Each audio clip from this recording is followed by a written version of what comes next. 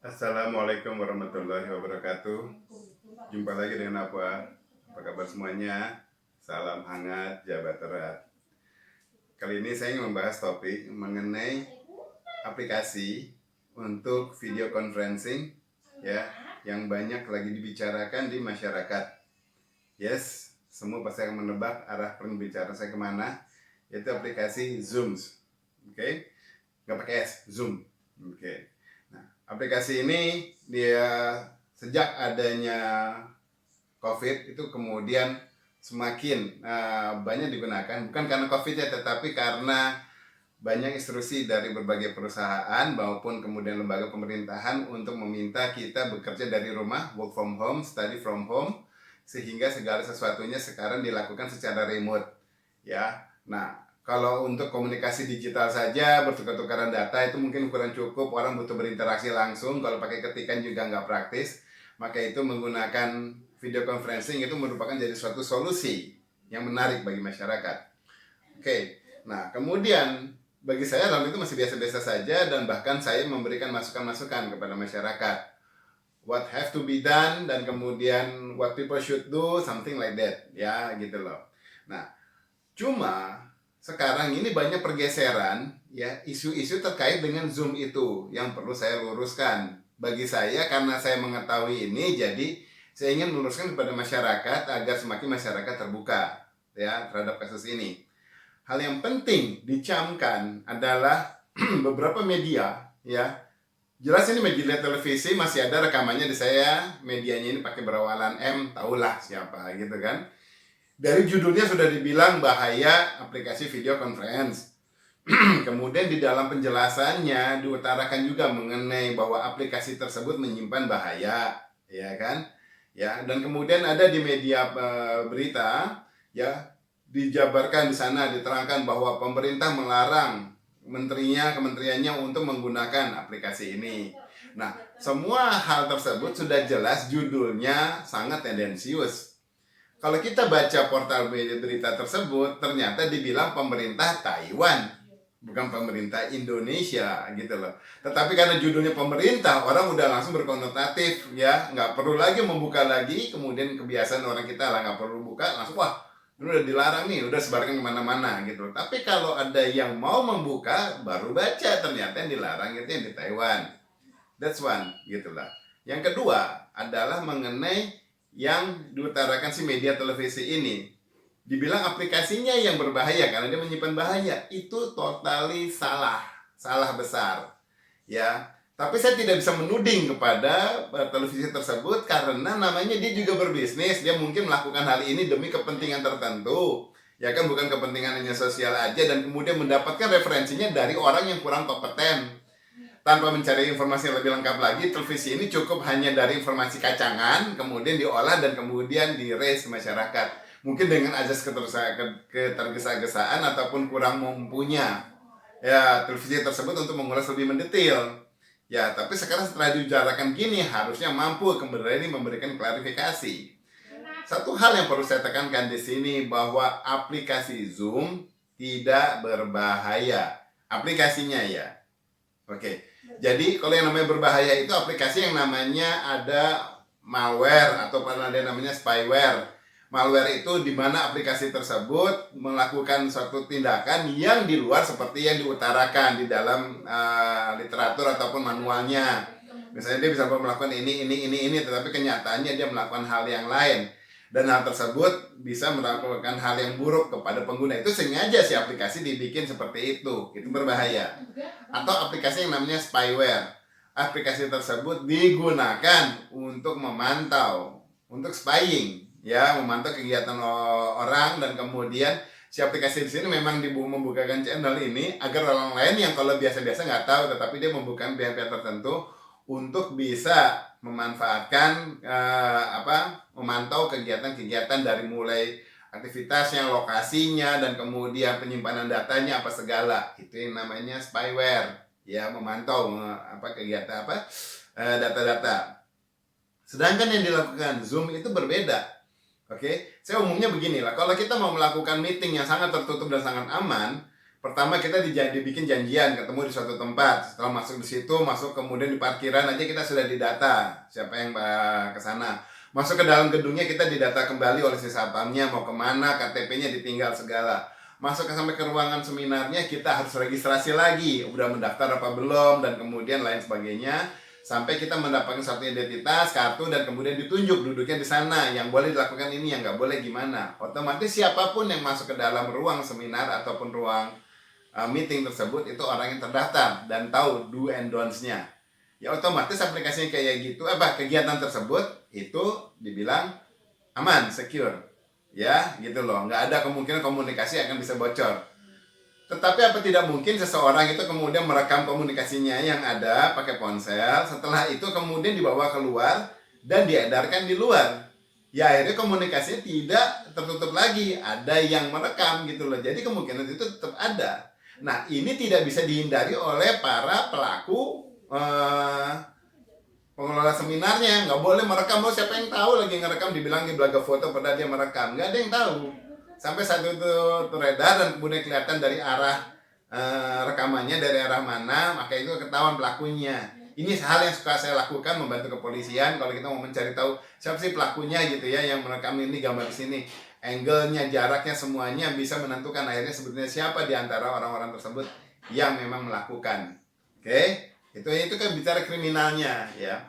Nah, sekarang kalau kita bicara dengan apa yang dilakukan oleh Zoom ini memberikan lakukan kayak kita ngobrol-ngobrol di tempat umum, mungkin di lapangan ataupun di kafe gitu ya, kita ngobrol, tinggal duduk aja, asal orang tahu, pokoknya kumpulnya di lapangan ini ya, kita datang duduk, langsung kemudian udah ini, semua bisa mendengarkan komunikasi tersebut, bahkan masyarakat yang lain juga ikut bisa mendengarkan langsung, nengok apa sih itu, lagi ngobrolin apa sih, gitu loh. Itu yang normal terjadi, gitu loh. Dalam hal itu tentu tidak ada enkripsi, dalam hal itu tidak ada proteksi karena namanya buat umum biar agar semuanya terlibat. Nah, kemudian kalau itu dimanfaatkan sekarang oleh masyarakat untuk video conferencing dengan orang-orang, ya wajar-wajar saja, boleh kok, itu tempat umum namanya lapangan, boleh terbuka, siapapun yang mau pakai silakan aja. Nah, lapangannya nggak berbahaya, orangnya juga rekamannya ini, zoomnya ini juga nggak berbahaya. Yang masuk di situ ya tentu orang harus berpikir resiko. Namanya di tempat umum, kalau orang yang nggak terbatas taruh tas, nanti bisa dicolong orang, ya kan? Gitu lah, namanya di tempat umum, ini lapangan, ada yang malah dipakai, lapangannya dipakai buat main panah, main nembak-nembakan, atau main segala macam. Ya bebas aja, namanya tempat umum, people can do whatever they want to do, gitu loh. Resikonya dan kemudian konsekuensinya segala tergantung si orang tersebut. Ya, nah dari ini jadi kita tahu bahwa yang memang tidak lakukan Zoom adalah dalam melakukan enkripsi. Gitu loh. Apakah penting melakukan enkripsi atau tidak tergantung si pemilik layanan. Jadi kalau dia mau menerapkan enkripsi ya bisa, tapi akhirnya pasti akan terjadi apa? Adanya perlambatan karena paket yang dikirim semuanya harus dienkripsi dulu, baru diserahkan ke server, baru disebarkan. Disebarkannya juga terenkripsi dulu, kemudian sampai di ujung baru kemudian bisa tonton orang. Ya, metode video conferencing berbasis enkripsi ini banyak dilakukan berbagai layanan. Seperti misalnya kalau WhatsApp punya ada yang namanya grup video call. Kemudian di Microsoft ada yang namanya Skype. Google punya Google Meet. Microsoft ada juga yang namanya Microsoft Teams. Dan lagi banyak lagi ya merek-merek yang lain. Tetapi saya utarakan ini beberapa layanan yang berbasis platform. Apakah dia kemudian open aja semuanya? Enggak. Kan di awal kan sudah harus register dulu. Misalnya kayak yang FaceTime. FaceTime itu harus pakai hanya pakai Mac ataupun iPhone ya, hanya berbasis iOS baru bisa menggunakan ini. Yang Skype ataupun Microsoft Teams hanya bisa digunakan dengan berbasis operating system Windows. Kan semuanya ada suatu standarnya di mana proteksinya semuanya sudah dilakukan di level tersebut dan kemudian itu komunikasi ini dienkripsi. Ya, pada saat itu ya baru semuanya terproteksi. Apakah kemudian setelah dienkripsi semuanya komunikasi aman?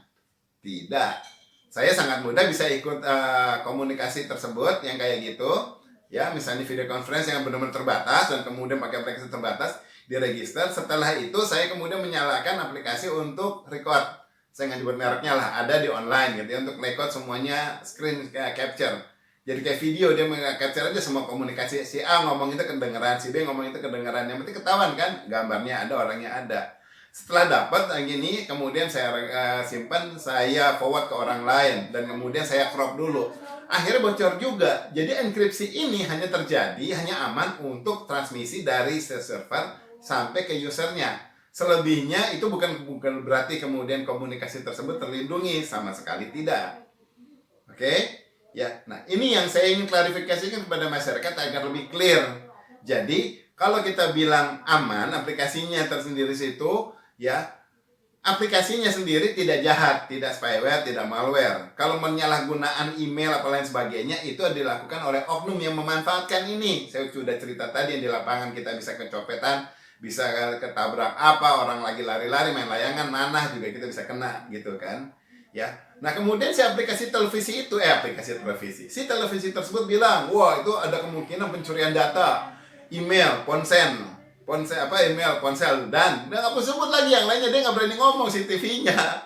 Jelas, kenapa? Karena kalau hal yang email sama ponsel itu udah hal yang mendasar. Kita ke Facebook pun email sama ponsel kita bisa ketahuan, di WhatsApp juga kita ngobrol ketahuan nomor ponsel kita, gitu loh. Ya, nah kemudian kalau udah ketahuan, baru nomornya ketahuan, mau disusup, ya orang udah melakukannya dalam ranah yang lain. Gitu loh, itu nggak bisa dibilang itu kemudian yang berbahaya, tetapi ada yang menyalahgunakan, yang mengambil datanya, gitu loh. Mungkin kenapa? Dia menyolong data tersebut, mengambil dari server. Pembuktiannya apakah benar itu diambil, ataukah itu data dari penyedia server yang bocor. Itu hal yang lain, total berbeda. Oke? Ya, membocorkan kepada orang ataupun mengambil dan kemudian diambil orang juga lain. Kecuali benar-benar selalu suatu tindakan kriminal. Katanya mengirimkannya ke Facebook. Kok Facebooknya terima? Kalau terima ya udah, transaksi ini legal di antara dua institusi. Yang satu ada legal entity-nya, yang satu juga gitu loh. Kemudian saling bertukar bertransaksi. Ya sudah, kalau yang ditransaksi ini dibilang haram ataupun ilegal, dua-duanya ilegal. Ya kan, pikirnya sampai sana. Nah, kenapa saya utarakan gini? Ini udah umum. Jadi nanti nih, ya saya ceritakan aja sekarang nih, hari Senin. Ya, saya utarakan. Tanggal berapa kayak ini? 19 sisi atau 20 gitu ya, Maret ini. Nah, sekarang Zoom itu sedang dipantau oleh berbagai permain besar. Mereka yang melihat setelah digoyang isu yang kayak gini, apakah nanti akan jadi tambah gede ataukah kemudian jadi drop. Kalau Zoom semakin jadi drop, ya berarti tidak diminati orang. Apa yang akan dilakukan developernya? Mematikan Zoom atau biarkan di situ, kemudian dia masuk ke bikin domain lain, dan kemudian aplikasi program yang sama didevelop untuk kemudian diberikan dengan nama yang lain.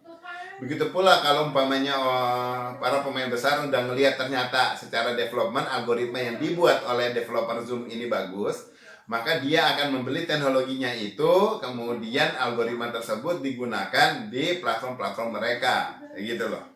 Ya, jadi ini again it's matter of business competition, ya.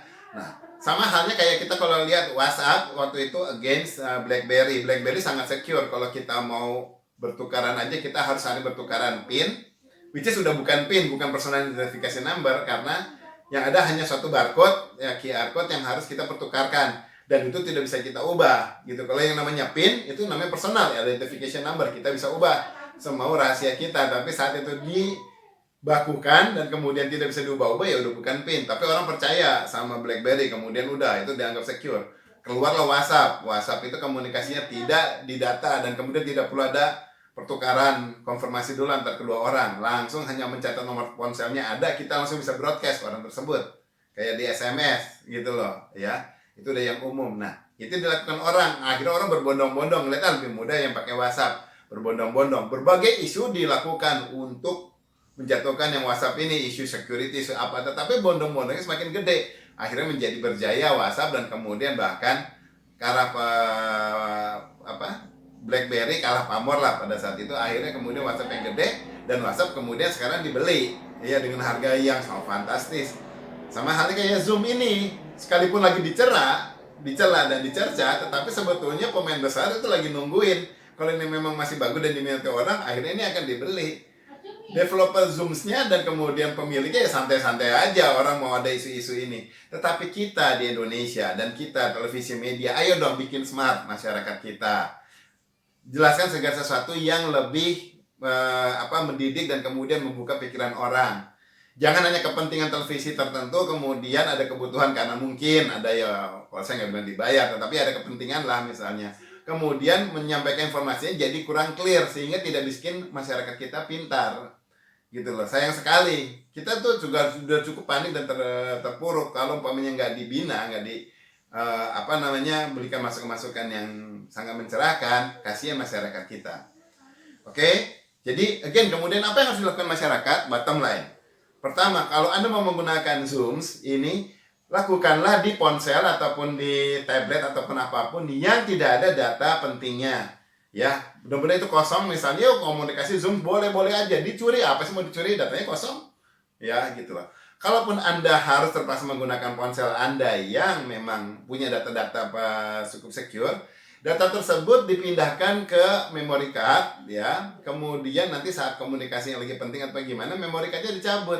Sehingga kalau ada pencurian terhadap data ini di sini, pencurian terhadap penyusupan, ya pencurian lewat penyusupan, maka data kita ini akan aman, nggak disusupi orang gitu loh, ya. Tapi kalau khawatir gini, wah nanti dari aplikasi yang lain online bisa kecolongan juga kok. Jangan lalu kemudian menyalahkan Zooms. Oke, ya. Nah dari sana jadi kita bilang harus yang secure. Kemudian berikutnya kalau kita punya data dan pun data kita nggak penting-penting amat, diambil orang ya cuma foto-foto, cuma data-data biasa, ya sudahlah, nggak ada masalah. Nah kalau itu yang terjadi silahkan pakai alat dan tetap Zoom, no problem, why not gitu loh. Ya, nah saya wanti di sini agar kemudian para pengguna bisa aware kalau Anda dalam berbisnis dan kemudian lebih berhati-hati, ya coba pikirkan ke sana. Tetapi apabila juga untuk berbisnis, apalagi untuk hal yang santai-santai, kalau tidak ada kekhawatiran dari para penggunanya untuk kecolongan yang data, ataupun kemudian karena dia juga aman, data-datanya free aja, silahkan pakai. Ya, bottom line kemudian sekarang pesan saya kepada developer, jangan putus asa dalam mendevelop, teruslah bikin aplikasi, teruslah berkreasi. Saya developer sudah puluhan tahun, usaha saya aja udah ada 20 tahun, sekalipun hanya sekedar UKM. Bikin aplikasi banyak dan kemudian dicerca, dicela juga banyak, tetapi kalau bisa survive, tetap survive. Ya, dan kemudian akhirnya usernya juga yang akan menilai apakah kita tetap secure, tetap memenuhi kebutuhannya atau tidak. Kalau nggak memenuhi, orang tuh juga akan bergeser. Ya, itu aja saya rasa. Wow, udah 17 menit. Oke, terima kasih. Semoga bermanfaat dan semoga semakin mencerahkan semuanya masyarakat. Kepada televisinya yang menyiarkan hal yang nggak benar, ya, berita yang nggak benar, coba klarifikasinya lebih baik. Anda sekarang udah menyaksikan ini. Wartawan-wartawannya juga coba forward kepada editor, beritahukan agar lebih smart. Oke? Wassalamualaikum warahmatullahi wabarakatuh. Salam hangat, jabat erat.